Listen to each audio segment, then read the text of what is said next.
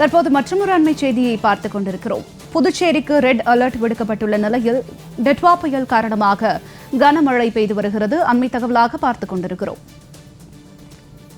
காலை முதலே சாரல் மழை பெய்து வரும் நிலையில் தற்போது பல்வேறு பகுதிகளிலும் மழை பெய்ய தொடங்கியுள்ளது. விவரங்களோடு இணைகிறார் எமது செய்தியாளர் சித்தார்த். வணக்கம் சித்தார்த், இது குறித்த விரிவான தகவல்.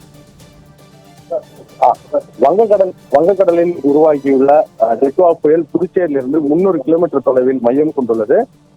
இந்த நிலையில் புதுச்சேரியில் அதிகாலை முதலே இந்த மழையானது பெய்ய துவங்கியது. அதாவது சாரல் மழை மட்டுமே பெய்து வந்தது.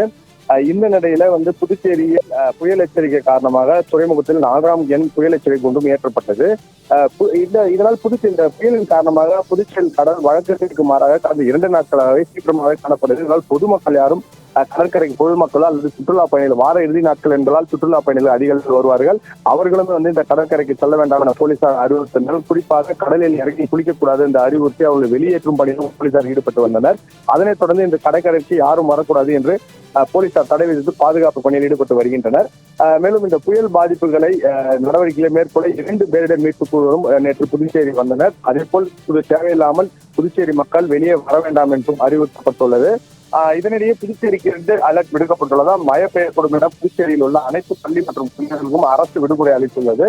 இந்த நிலையில இந்த காலை முதலே இந்த சாரல் மழை பெய்து வந்த நிலையில தற்போது மழையானது பரவலாகவே புதுச்சேரி முழுவதும் பெய்து வருகிறது. திடீரென்று கனமழையாகவும் சிறிது நேரம் இந்த மழையானது குறைந்தும் பெய்து வருகிறது.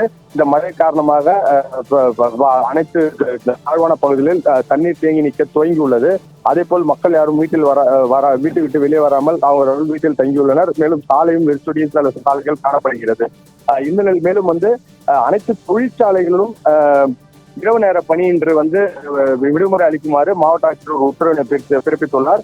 தொடர்ந்து முதலமைச்சர் ரங்கசாமியும் புதுச்சேரியில் அனைத்து முன்னெச்சரிக்கை நடவடிக்கைகள் ஏற்பாடும் தயார் நிலையில் உள்ளதாகவும் காரைக்காலில் அனைத்து முகாம்களும் உணவு அளிக்க உத்தரவிடப்பட்டுள்ளதாகவும் புதுச்சேரியில் அனைத்து முன்னெச்சரிக்கை நடவடிக்கைகளை எடுத்து தாழ்வான பகுதியில் மழைநீர் தேங்கினால் தேங்காமல் இருக்க வாய்க்கால்கள் தூர்வாரப்பட்டுள்ளதாகவும் அப்படி தேங்கினால் உடனடியாக வெளியேற்ற நீர் மோட்டாரும் தயார் நிலையில் இருப்பதாகவும் அவர் தெரிவித்துள்ளார். இதனிடையே இந்த மழையானது இரவு நேரத்தில், அதாவது புயல் நெருங்கும் நேரத்தில் அதிகமாக பெய்யக்கூடும் என்றும் எதிர்பார்க்கப்படுகிறது. விரிவான தகவலுக்கு நன்றி சித்தார்த்.